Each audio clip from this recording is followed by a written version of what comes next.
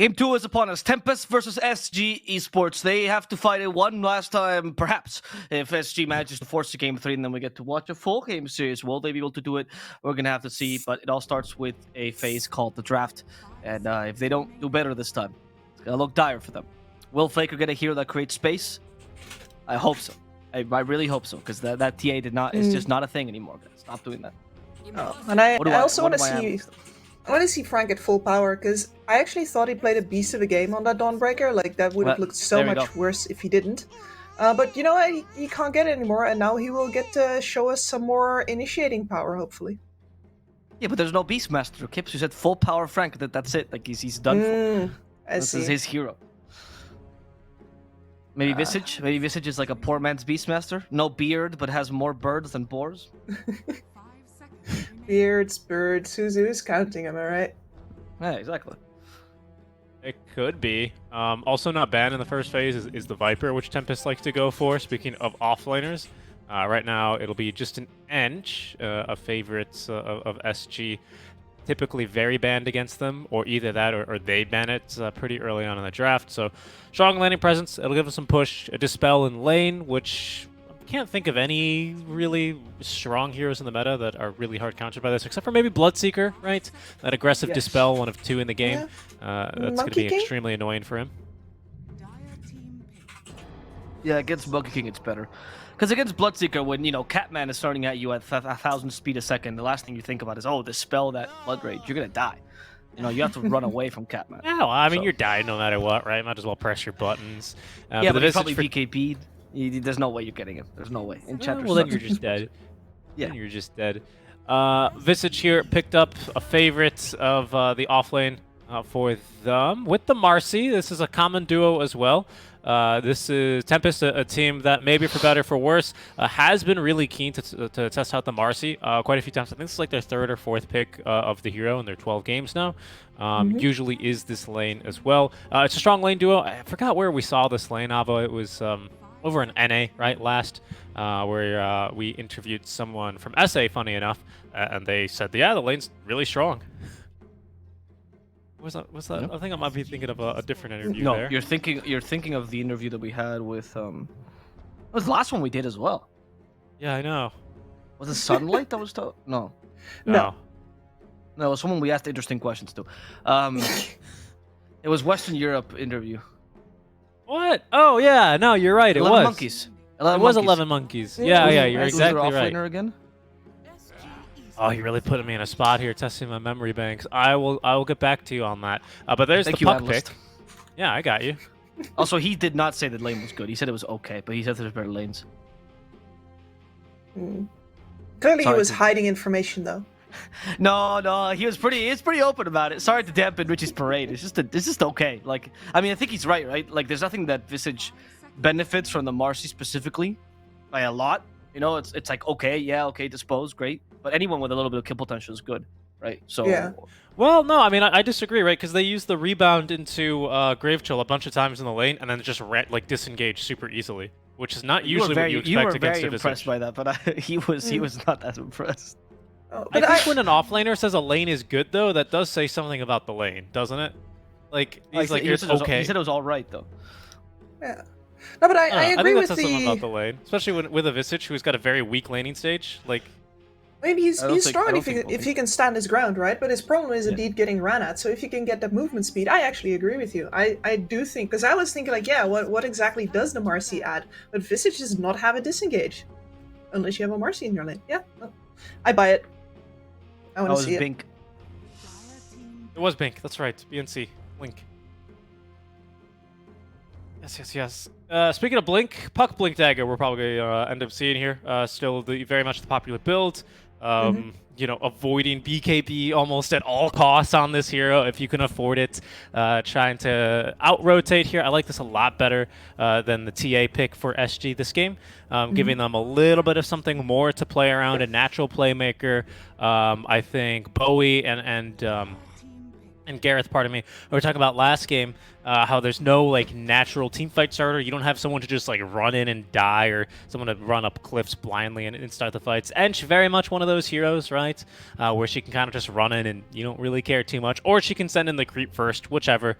You know, for Puck, it's all the same. It's going to be nice to get you some vision and start up the team fights, something they certainly struggled with last time around, especially around the Roche fights. Did appear to be very obvious there.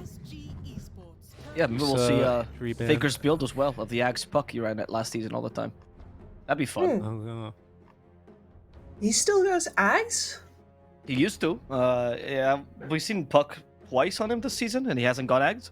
But he used to go Ags as first item all the time on the Puck. He thought it was pretty OP. He still does it as like third, fourth item, so I'd be interested.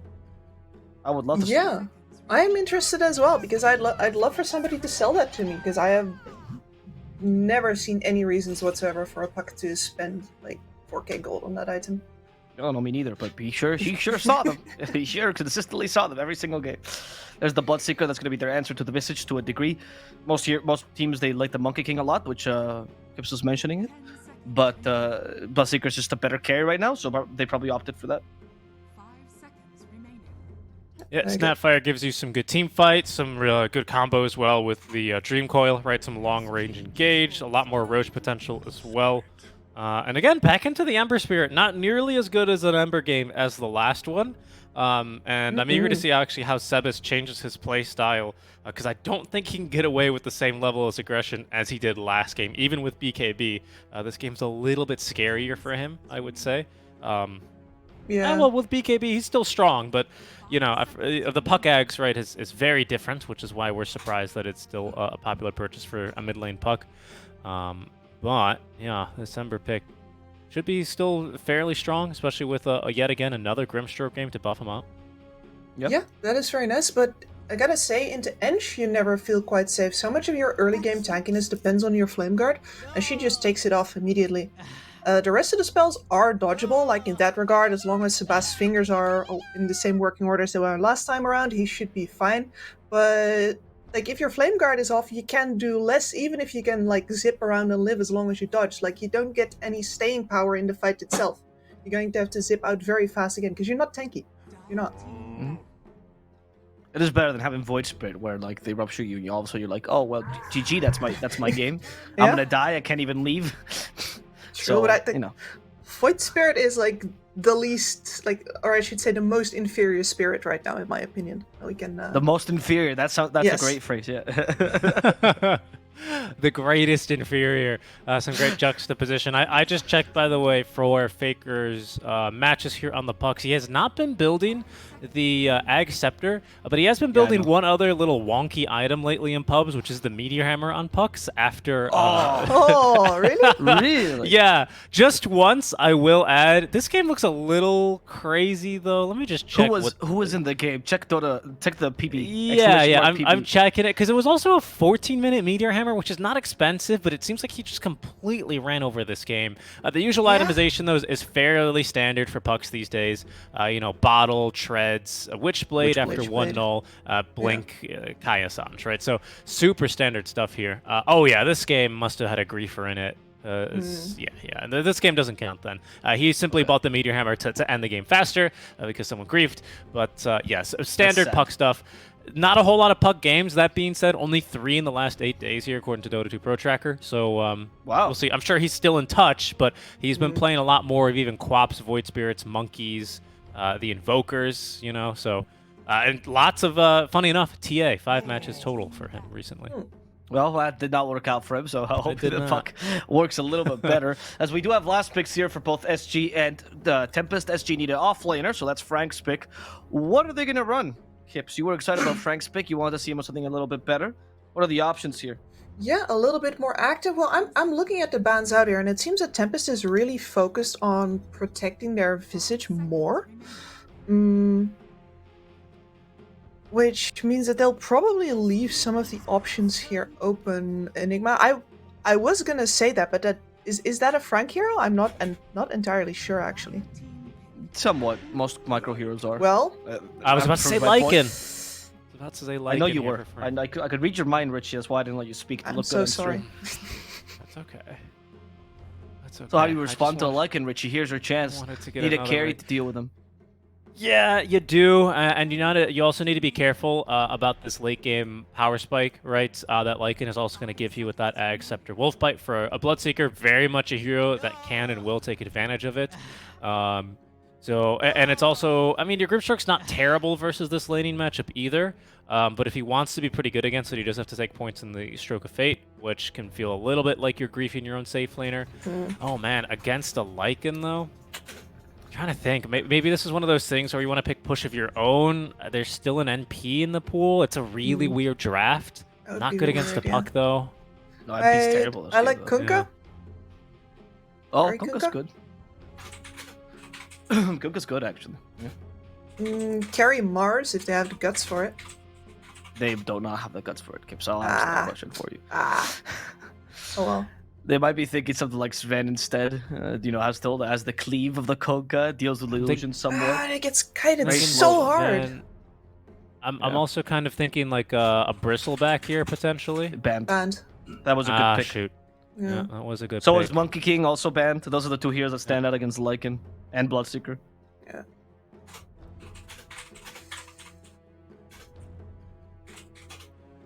So yeah, they taking their sweet time here as well. What else do we have? Troll? Question mark? But then you have Troll, Kips, which is yeah. Then you have Troll. Like I know, but I keep on suggesting it because in theory Troll would be really nice, and then in practice it's Troll. It's terrible. Yeah, I feel like the puck makes the Troll look really bad, and Bloodseeker also kind of counters Troll. Yeah. Yeah. Yeah, I'm really trying to come up with a hero here to pair with your Grimstroke, because I think you can get a little potentially aggressive in this lane. Oh, you know what? Not the worst. Not the best. No? I mean, I'm struggling to come up with something on my own. At least this time it is going to be a safe lane TA, carry TA, which is I think where the hero is much better suited these days. Funny, that's kind of crazy to say that about a Templar Assassin. I think if you put her in the mid lane, you kind of have to cater the rest of the draft around her, and if you're doing that, just throw her in the safe lane anyway. Yeah, I mean, I don't think it's that bad of a pick, to be honest. I have to agree with you, Avo, on your initial assessment with it. I'm kind of struggling to think of what would have been better this game for them. That being said, I'm still not in love with it. I wouldn't be surprised if we end up seeing a game 3 here as a result, to be completely honest with you. Oh, wow. Already throwing the towel, huh, Richie? So that you're fully committed to supporting SG this game. I can hold you to that. Yeah, I think you can. Once again, Lycan plays like a Beastmaster, plays a Broodmother Light kind of way. That's a lot of space taken away from a Templar Assassin. Ember Spirit, I think, does not have it as great as a game. Kips was keen to bring this up earlier, right, against the Ench. I think he is kind of going to be crucial here. And I think that's where things get a little bit problematic for Tempest here in Game 2. Kips? Yeah, I second all of that. For me, the important part is this TA can get the game if she gets to a place where she can kill the enemy backlines faster than the Lycan and Bloodseeker are going to kill hers. Because in the core-to-core matchup, she is not going to pull this one out here. She needs to murder a couple of people, and then you can play the rest of the fight. Hopefully your Visage is still alive and you can pull it out. Otherwise, yeah, I do feel more for SG's draft in this game as well. Okay, the panel goes for SG, and they give you proper logical arguments. But the real crux of this game is very simple. Both teams have Zoo lineups on the off lanes. One flies, one goes through land. What is stronger? That's the question for Gareth in Dota 2, Bowie. One flies and one goes through land. Well, I don't know which one's better, but I'd always go for the one with wings that can fly over opponents and cause havoc and chaos. But for me, honestly, Bowie, this game is going to be about Marcy, because I've cast a bunch of Marcy games and she's never won. Currently looking at SA DPC Div 1, she's 2-8, I believe, with SG having the 2 wins. Oh, that is very true. There's definitely a hero they like to resort to. When I saw the Marcy, there were a lot of heroes that I actually thought about that were good combos, because I feel like Sidekick is such a good combination with a couple of heroes. TA is not necessarily the hero you really think about life stealing off of, but the damage is like quite substantial. They can actually roach really quickly, especially if this Visage ever gets drums or even Blads that usually builds into the OP item we love to see, Slotted. right? The Marcy's story begins with a death. First blood for Aegis Ench, and so it begins. Yeah, I definitely like SG's draft this time. I'm not sure if the actual land zoo is stronger than the flying zoo. Lycan is a really strong pick, and I don't think TA is that good of a response. Like in lane, it's fine, but just like we saw TA just being devoured, just having Roach being taken by her, I feel like SG's lineup has the same potential to do what we saw Tempest doing in game 1. Yeah, snowball, speed up, get on your targets and kill them off. We'll see what Katara gets up to with a safe lane TA, though. Yeah, but Marcy's a weird one. I've watched a bit of NA Dota as well. And Gunnar was playing it mid, maxing out the sidekick, going like 1-1-4 build. And he was like solo killing mid puck with Marcy. It was kind of nutty. Every time Puck would use aggressive orb, he'd just go and punch the Puck. Does an awful lot of damage, but of course here, in a support role, we're much more focused on the dispose, the rebound, try and save Draken with that jump across. And Slardin, looking for some revenge. Draken gets the kill. Widger's courier will waddle on back, but that's Ench now dead for 5 seconds. Unfortunately for Tempest, though, that's an entire creep wave they're going to miss to bonus denies. I actually really like Marcy as a hero. I feel like when you're playing position 4, you're definitely going to be, putting more of your points in rebound and dispose.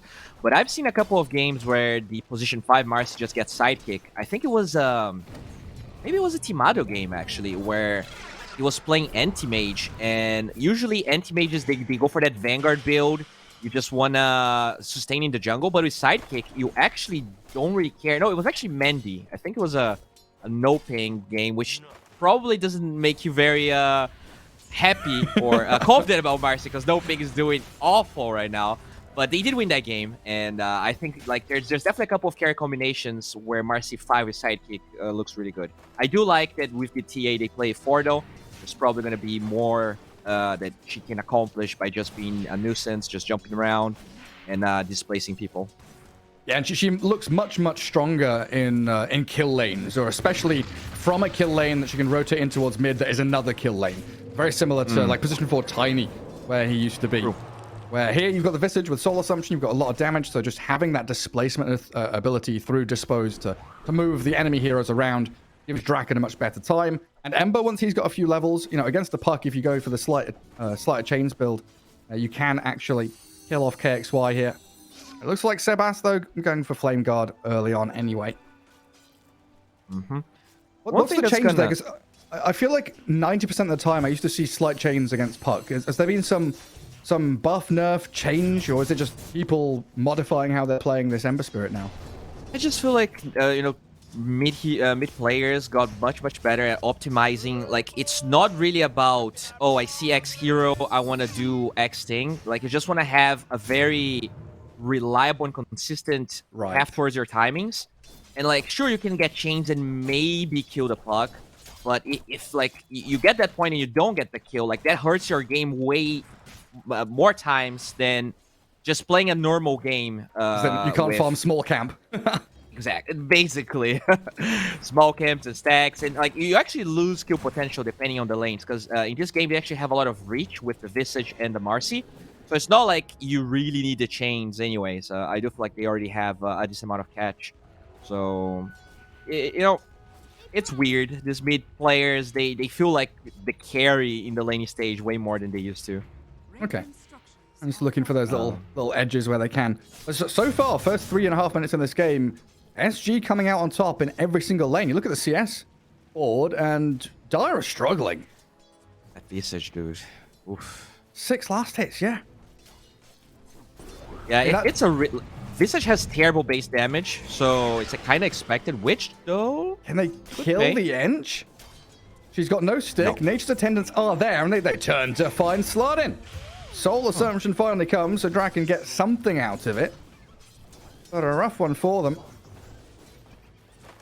Yeah, the base damage on Visage is like so bad. The animation is awfully slow, and that's the total opposite of Bloodseeker. Melee hero has insane damage, insane sustain.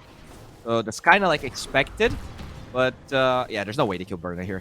There is a bit of damage to him, but it honestly feels like it comes back to that early move, right? Like, okay, the Ench kills. Oh wait, hang on, another dispose, but under tower this time. Draken trying to get these stacks up for a soul assumption to finish off the Bloodseeker. I mean, more than recovered now in terms of getting experience, kicking the Bloodseeker out of lane. Who cares CS when we get kills? Well, even with the killing spree though, and the Bloodseeker dying, Visage has he's the lowest farm core right now. So I think this is good. Like, you definitely put a stop to what the Bloodseeker was doing, but it's still like a huge advantage for Burna. Yeah, it comes back to the first blood on Marcy, but then that move from Widge, right? He moved into Dire Triangle. 2 Dire heroes came to face him. They killed the Ench, but they missed like an entire first wave. So Burna was like early level 2. Bloodseeker can stay in the lane, lifesteal, and regen up nicely, and that made it incredibly difficult for the Marcy and the Visage to get anything done with that early advantage for the Bloodseeker.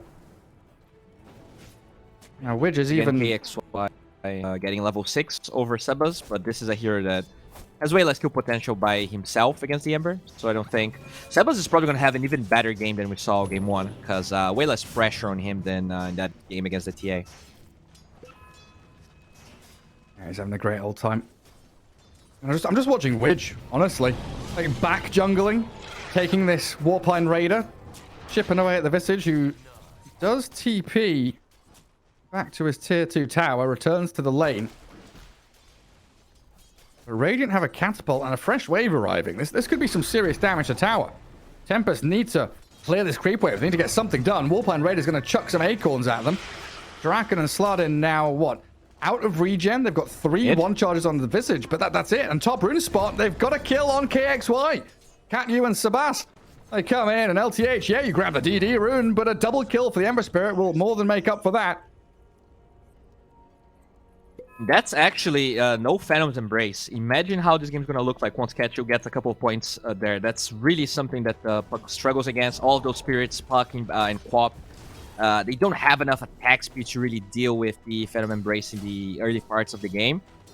So, I don't know. I feel like conceptually I like the Puck much more in the mid lane than I like the TA. But Sebas, even with that really tough matchup, he looked amazing in game 1.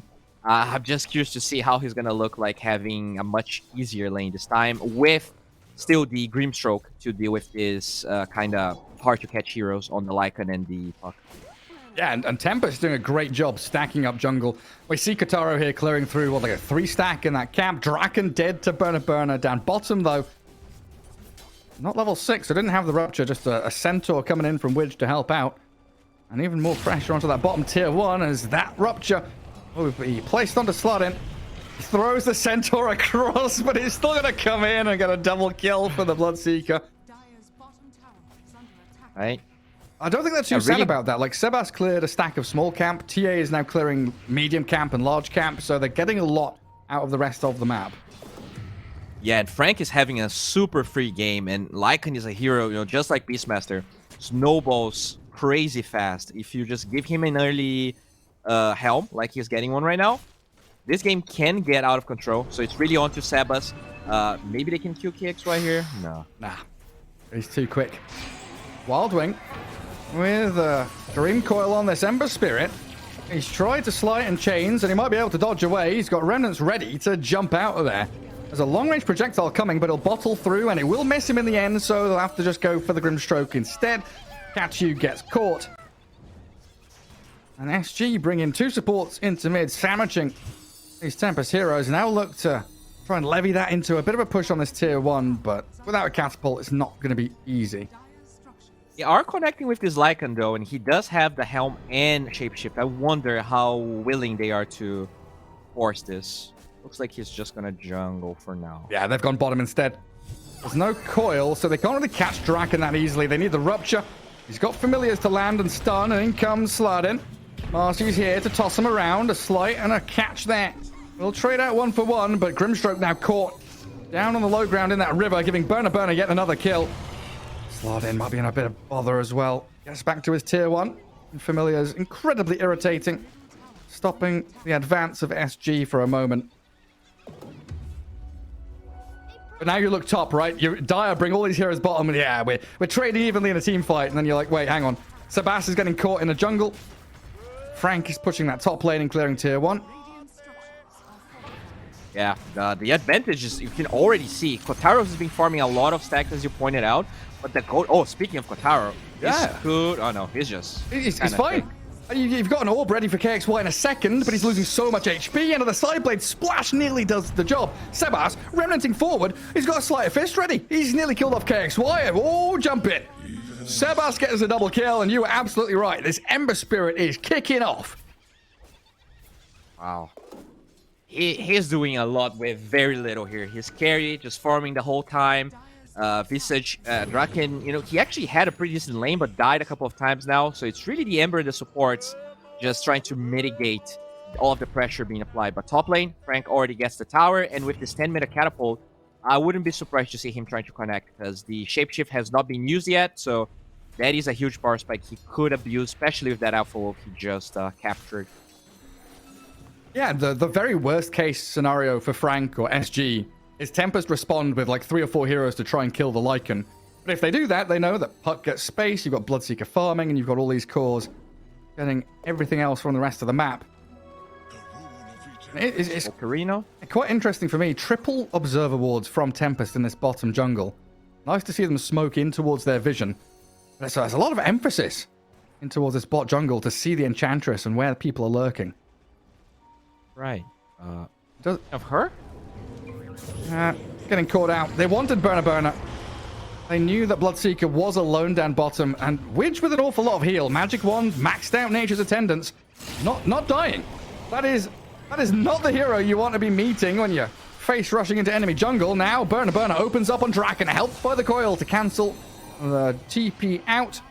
And Visage meets his death. They do get a chains. Jump away. Oh, that dispose, not enough. KXY has already jaunted out, and now Sebas. And he's feeling the pain from the Bloodseeker. Quick remnant up and away, out of range of the kisses. Tries to slide, but Burner chases. Deeper and deeper the Bloodseeker goes. Picking the Grimstroke as well. Sees Slardin for a second, but doesn't want to overcommit. Yeah, SG, they're doing a really good job. Like, it's kind of crazy. They are 4k gold ahead, and the Lycan hasn't even, like, rotated or even used his ult. He just goes mid now after they kill this Ember Spirit. And I don't know. This game is looking very rough for Tempest. They did had an advantage on SG, but they didn't had a lot of, like, early tower push. TA obviously can push towers with Aegis, and once she gets Deso. SG needs way less from the items that they have. They only need levels, and they have plenty of that. Ench, level 8.5 right now in comparison to the Grimstroke 36. Well, they kind of just jinx Switch here. I don't know, man. It's going to take a lot to kill her.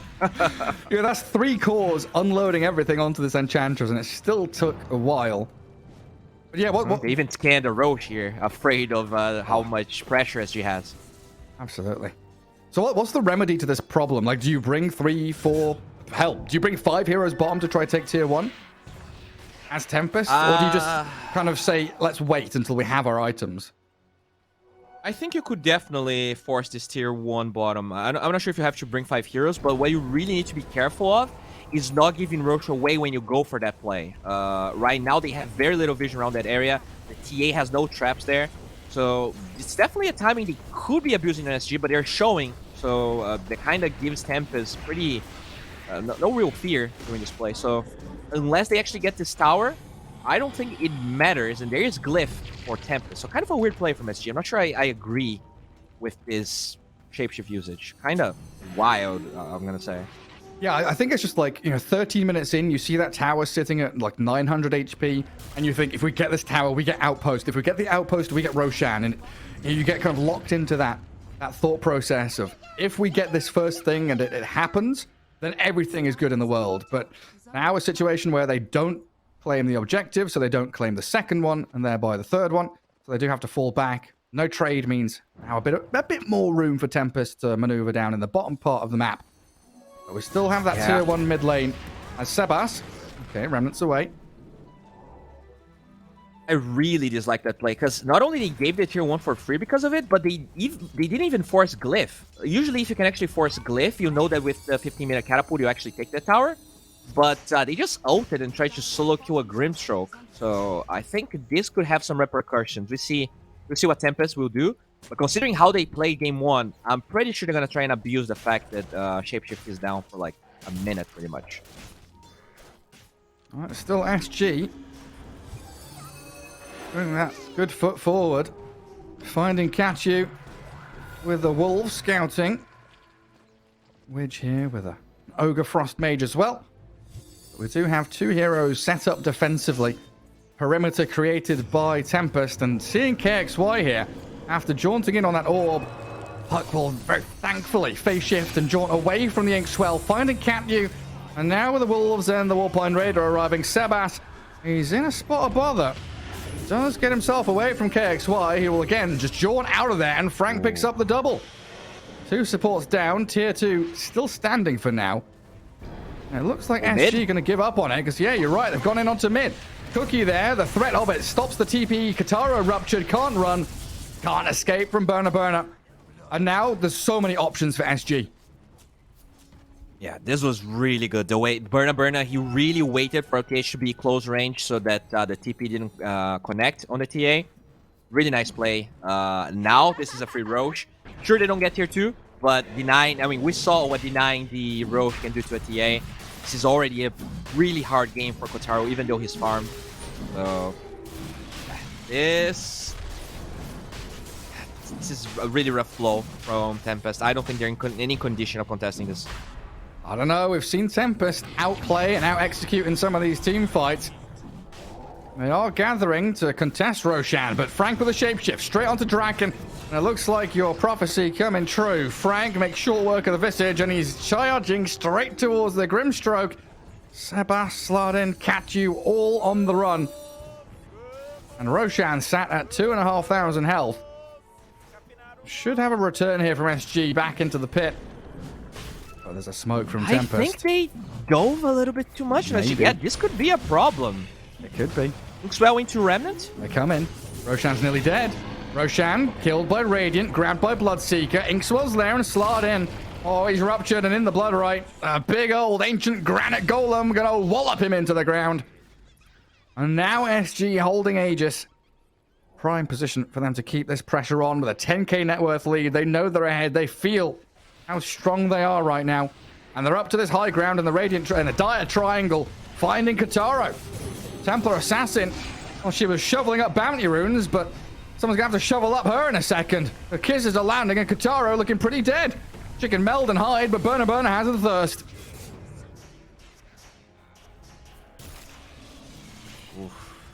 Yeah, it felt pretty close there when they dove a little bit too much on SG. Maybe the game was more even. There was definitely a chance for Tempest to steal that Aegis. But overall, like this Lycan hero, man, it's just as dirty as the Beastmaster. Some would say is even stronger. This was also like a 23rd pick from Frank, so they knew it was going to be a decent game. And Tempest deciding on this TA, I was not a big fan of the response.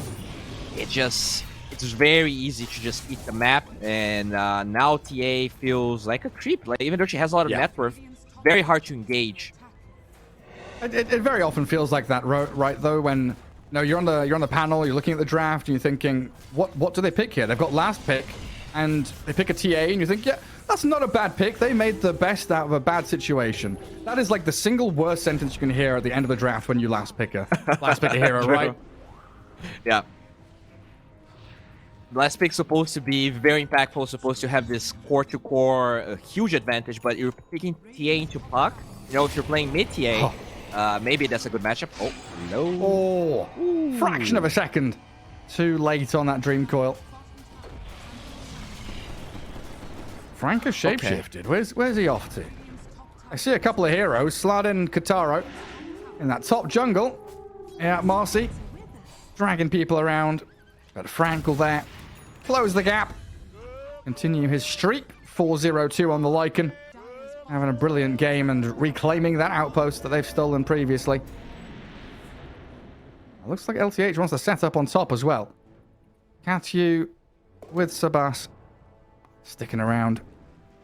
Oh, that's actually, I didn't notice that. Sebas, he's 5-1, right? We were praising him quite a bit, but this entire game, he's been trying to create space for the TA, so he barely farmed. Oh, he's gonna die now.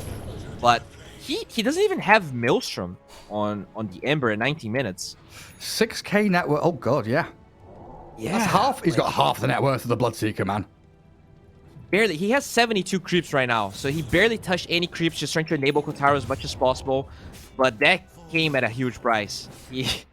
I guess he might even lock the Javelin, buy the Mithril Hammer, and try to rush BKB. Because I don't feel like this Maelstrom is really going to yield that much. He just needs to be able to pop BKB, use the Inks well to try and get a good fight. But only if he's alive. Oh, that timing. KXY waits until the very last moment after the silence to coil, but doesn't have any backup. So Sebas is out of there. In the meantime, you do have that dire triangle being invaded by SG. Still Tempest making the most out of this. They know Bloodseeker has Aegis, so dodging all these fights is perfect play from them. Pushing out bottom lane, trying to gather any farm they can elsewhere, splitting the map as wide as possible. But it's closing in quickly around them. They're definitely like split pushing the lanes really well with almost like no deaths. That's for sure. But like if they really need to fight once this Aegis is over, because if they just wait for the next Aegis, if they try to hold high ground, that's not really a lineup that's going to scale more, right? So with the Deso on TA, probably the Blink on Kotaro, that's when they should try to make a fight. Yeah, a rough one. Yeah, poor little Grimstroke. Face tanking a couple of tomatoes in the river. Katyu turned into ketchup. Yeah, man. He had such a really... Oh, where's that coil? It's top again. Oh, they've got kisses this time. That's the damage that was lacking previously. KXY snipes out the Ember Spirit. And bottom lane, they know Kataro's down there.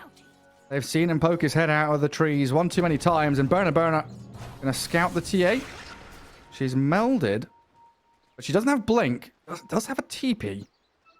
Doesn't look like SG really want to commit any further. They want to hold on to their platforms, hold on to their positions on the map. You know, you see Widge, you see this puck for KXY on both the side lanes, just holding the lanes, making sure they are closing that net around Tempest as best they can.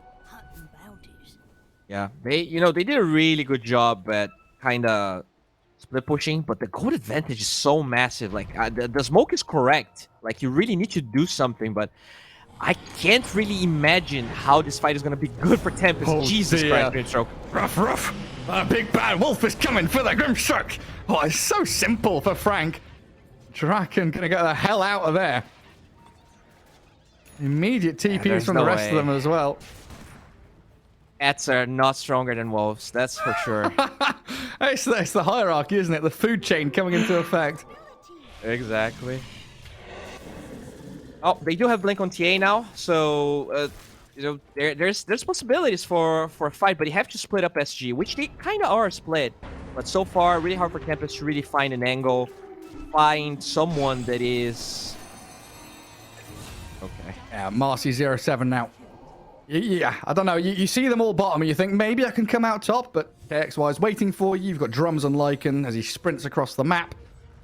SG doing a great job at forcing Tempest here to just bunker down and wait for a high ground fight.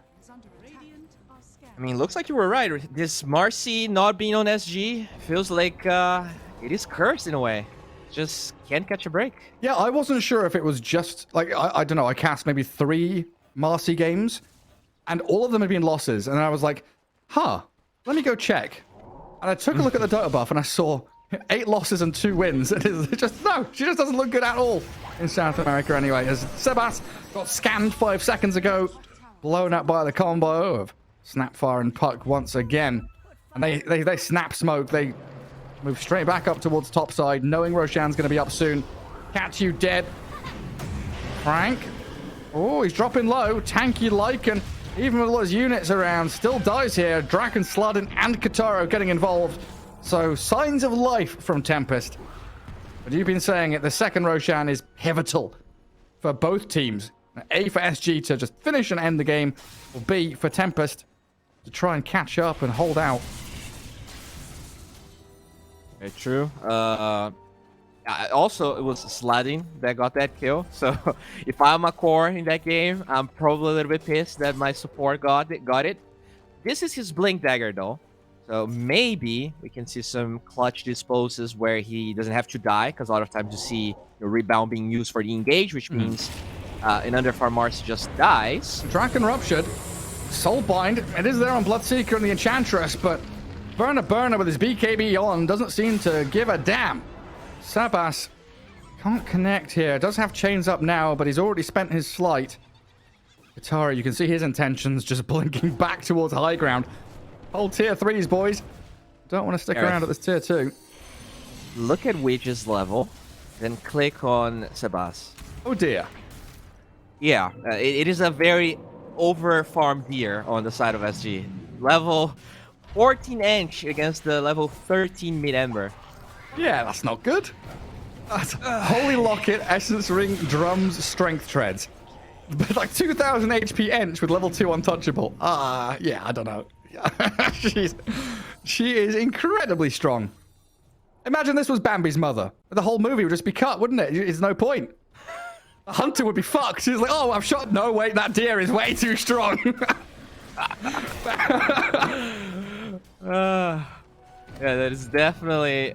I mean, it's been a while since I've seen an Enchantress this farm. It's just, sometimes you see the Pike being bought, but I really like this build with the drums. I think what's the name of the upgraded drums again? Bongo boots. I don't know. Lacoste calls them bongo boots all the time. Okay. Yeah, that item is so good. Like, there's a lot of games where you really feel the no slow aspect of it being very impactful. Still coiled and dead. I mean, that's what 3 out of his last 4 deaths have been this Puck Snapfire finding him in the trees. He's the hero that theoretically can split push the most just because he has a Remnant. But they've been really good on SG. KXY always finding him with the coil. You see LTH playing with him really well. And this is a really good showing from SG. I think a lot of these series I've watched from them, it felt like their mid-game, like they would get advantages and they would lose those advantages very often with like bad fights, bad decisions. It was not the case at all. I think they barely made a mistake this whole game. So kudos to them. I think you can see them improving. Still got to finish the game though, and even with a 20k lead, breaking high ground can sometimes be a bit of a struggle. But yeah, they've got this second Aegis, put themselves in a good spot, and they do have this Lycan Ench that can just waltz up to these tier 3s and start attacking them with summoned units. Sebas with a slight and catching the golem with the chains. So army dead. They do have to defend 2 lanes as Ench shows up on that top with a centaur. And now it's always going to come back to this, right? The big question of teamfight initiation. One team has the Puck, has a Snapfire, even a Lycan to just bull rush towards you. And the other team has a Blink Dispose, basically, as your one form of catch and teamfight stun from Tempest. Yeah, I really don't think SG should go high ground right now. They really should take tier 2 bottom, because their draft is the type of draft where if they win a fight, they can take all barracks just because of this Lycan aura and the buffs that he provides. So I don't think they should be going high ground with this tier 2 up, because that's also where the TA is split pushing quite a bit. I hope they kind of just go bottom and take the tier 2 tower. They're cutting the wave, so they're trying to make the wave naturally push, but the problem is there's like 7 TA traps, even more than 7. So it's gonna take a while until those creeps reach where they are. Oh, Sebas? There's a TA trap there, slowing, silencing LTH. I don't know, Sebas, can't finish off the job, and now you've got a Ruptured Draken Visage running for the hills. Did get out his Wraith Pact as Burner stunned by the Familiars. He's got his static charge out of the Mjolnir. And they'll clear out a couple of those flying revenants over the Visage, who does resummon in the end. Who's up top? It's Kataro farming a large camp top and trying to cut out waves, but look at who's coming to meet him. KXY Hello. shows his face, going to try and jaunt to this orb. No. Stays defensively postured. Yeah, there is Oh, shard on TA, so do they know? KXY has to be careful. I guess he does have an Elu room, though. Doesn't care that much for silence. Oh, I don't know about this, Kataro. I think he might have just had to stay and hope they run away. The physical damage, not quite enough to bring her down, but that is a BKB charge. The first one of Kataro's fresh purchase expended defensively. This could be what they needed to win this game. Now they know there's no BKB. There's still, the problem of the bot lane. But let's see if they're gonna pressure this. I think this could be a good move with the E being on cooldown. They do have catapult waves coming in, but Frank. Yeah, that dispose into Meld Strike. Very well executed. Gets the kill on the Lycan. Huck just wanting to jaunt and evade any further aggression from Tempest, but these kisses and Bloodright zoning out the dire side from defending their tier 3 tower, but no one's actually hitting it. Great play there by Tempest. Yes, KXY will come in and burst Cat you down. Grimstroke has buyback though, and I don't think they want to continue really shoving high ground without their Lycan. So even more time of this Aegis kind of wasted, and maybe they can play with Burner mid. They do have a cookie to get him out of danger, but yeah, Tempest, they're really showing that they can execute some really cool moves here to mess up the timing of SG and maybe even force them to wait for third Roshan. Yeah, very impressive actually. Were you the one casting? Do you remember the Night Stalker game where I think SG was like pretty much destroying the game, and I think it was Frank on the Night Stalker, right? That kind of overextended a bit, and they lost that game. It was Frank, right? I remember Frank playing Night Stalker, but I don't remember the particular game that you're talking about. Yeah, I mean, I don't remember who they were playing against, but I think it was maybe Thunder Awaken even. And they had a huge advantage, like 18, 20k goal lead, and they started diving with the Night Stalker, and he was away from everyone else, and like Cost even said that like they shouldn't give Night Stalker to him anymore. I got some vibes from that game. I don't think he was supposed to be there, where he got picked off. Hopefully, it's not going to be the same thing that happened in that game. But it's kind of worrisome. I was Tempest? infamous against SG. Yes. Game 2, I would say. Game 1, it looks like here.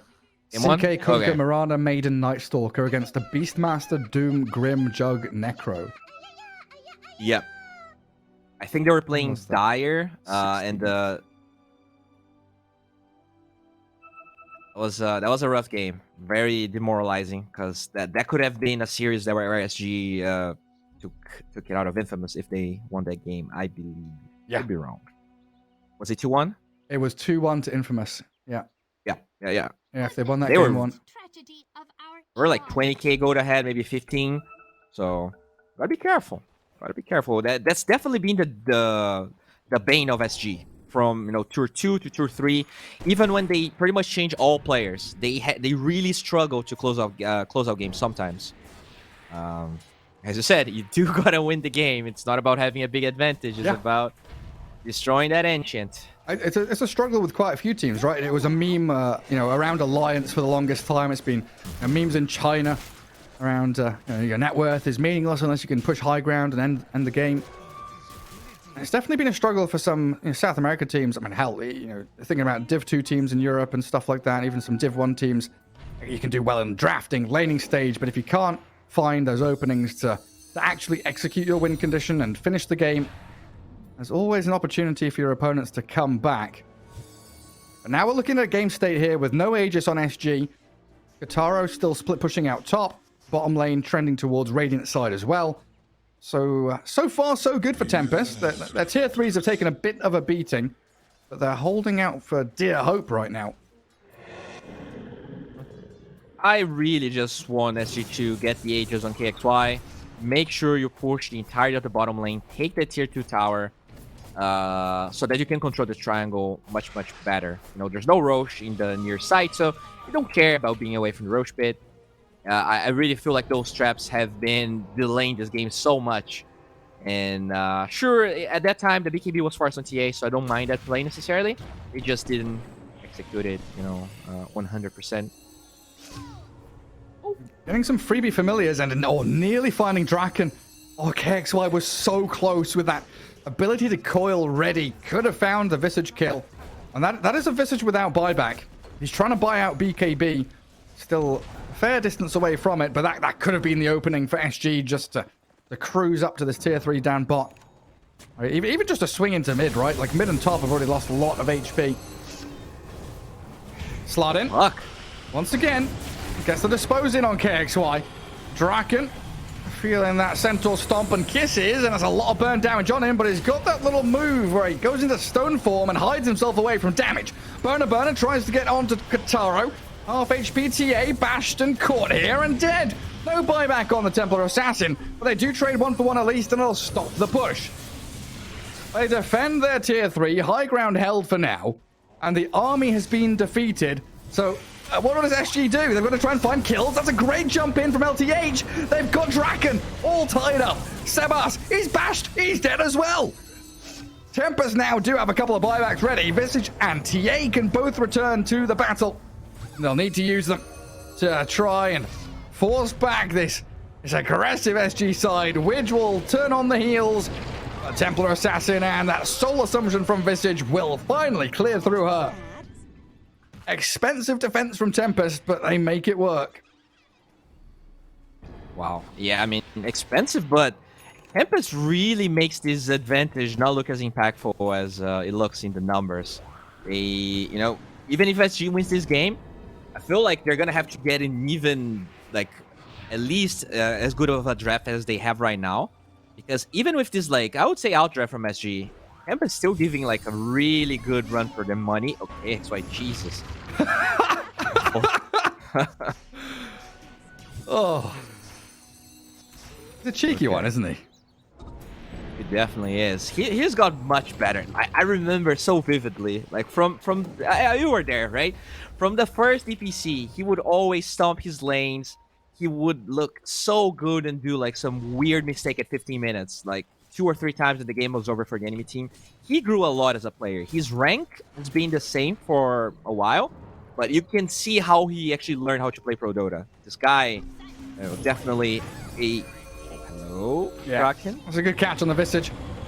Bloodright comes. Frank shapeshifted. They're trying to hunt the Snapfire in the back, and they're trying to keep the Visage alive as well, but getting coiled up requires that Gravekeeper's cloak to stone form himself, but now he's surrounded. Tomatoes and wolves all around Draken. He's incredibly tanky, though, this Visage. His cloak keeps him alive. They've lost Canu's Grimstroke, who does buy back immediately. Kataro and Slardin still looking for Burner, but the impetus shots. The level 20 Enchantress just comes out with some massive big hits. Kataro ruptured and runs back towards Fountain. But again, the base has been held. Buybacks galore from Tempest's side, and a silence on the puck, KXY. You were talking about slip-ups and mistakes, and it always seems to be the same premise. I can kill that guy. Oh, wait. No, I can't. Tempest is up, Gareth. They're out of the base. Oh, the Abyssal Blade. They've killed the Amber Spirit off. Now, Burner, disposed and stunned, but Slardin feels the full wrath of damage from the Lycan and the Bloodseeker. Burner can't chase Cat-U, though. He's got a Ghost Scepter. He's now hiding back behind his tier 3, but one of those will finally fall. Burner blinks in bloody aggressively. Cat-U down, no buyback left. Kataro trying to face off and finish off the Frank Lycan with Sebas and Draken. Widge has Hurricane Pike, level 20 talent, untouchable slow, plus 65, so you can't really do anything against this Enchantress, and that allows the Bloodseeker to come back in with another blink stun and a 3-man coil, finding the last remnants of hope that Tempest were holding on to, and that will force the GG. Wow. You know, SG won this game, but I kind of get a feeling that, like, I still so scared for Tempest, playing against Tempest. But like, this was a really good draft by SG. They got amazing lanes, and even still, it was such a hurdle for them to win this game. So even though they take this game too, I don't know. I'm kind of scared for SG still. Like they played well both games, but Tempest they're very resilient. They never like it felt like they made no mistakes despite their lanes being so poor the whole game, despite the core matches being bad. So I'm very impressed by Tempest, even though they lost. Absolutely, yeah. I mean, every advantage you could have, SG had it. All the Roshans in the world, the laning, and the pressure from that Lycan. It looked like perfection. But yeah, again, it's just teams of this caliber with the players they've got. We always think back to Tempest old days. We think about Beast Coast, and now we think about Thunder Awaken in terms of macro game and team fight execution. They've always got those tricks up their sleeves to make unwinnable games winnable again. But we've got one more game for you. Game 3 coming up after a quick break. And of course, we'll head it back to Arvo and the panel to break this one down a little bit more. Thank you, Gareth. So in the battle of Fly versus Air, not Fly versus Air, Land versus Air, Land ends up winning. Good luck to the Lycan. Well done. But I have to agree with Bowie. After watching that game and seeing the draft, I agreed with you guys completely. I just can't say it before the game because that makes me look bad and biased. But they struggled a fair amount considering the early lead they had, the domination, and the high ground was just okay for Tempest. It's not like it was crazy. It wasn't like a coddled Zeus. So, Richie, are you afraid for them for Game 3?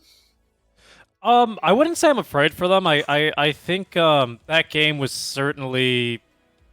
they would have had to really made some major mistakes to come back in that game. The way I saw that one, it was a bit like, okay, yeah, you get a Lycan, we'll come back, and you can't leave the base. Like every single time Sebas tried to leave the base, or even TA tried to leave the base, there was always just like a coil ready for them. Force BKB TP away. How do you fight now? That's 90 seconds. Like, I get what they're saying. Like, it was a really good effort, and I do have to commend actually Tempest quite a bit. First of all, this Visage lane was awful for a reason I didn't expect. This enchant removed every single buff in that lane, so you had absolutely no lane pressure at all. I didn't get to see what the maximum denies were of this Bloodseeker, but this bottom lane was awful, unfortunately, for Tempest, and that completely broke apart the game. I mean, Sebas had no one to play with early. Bowie was like, this guy has no gold or experience. Like, it was really rough for Tempest. Yeah, and then that Ember, he was on the struggle bus already because every time the Inch shows up, he has to really work around her, and you could see that in a couple of times that she showed up mid as well. Like, he really has to wait her out, hope that she actually uses the enchant before he wants to go in, and he does get a couple of good opportunities. But after the group up from SG starts, he just doesn't have a game anymore until he has a BKB, and that costs him the entire map because Draken also does not have a game. Yeah, Draken was pretty hard cancelled. It was the slowest Visage Eggs in this tour for SA DPC at 17 minutes, which was 4 minutes slower than the last one. So it's a new record set by Draken. He overtakes himself there. Unfortunately, it was not a good record. It was. I mean, a really rough game, as you could tell. Like, he would just kind of get ruptured. He couldn't run. He was jumped by puck. Like, just super hard game. Well, I think that considering that Tempest had such a rough game, you can't. There's only one way to go, and that's up. Will they be able to go up in this last game and thus get the points they need to potentially put themselves away from the relegation, or will SG still aim for that major? I mean, they're always aiming for it, but will they have the chances to? And will it be more than just a fickle dream and the sleepless nights? We're gonna have to see as SG versus Tempest comes back for Game 3 very shortly. Small break. I'll be right back.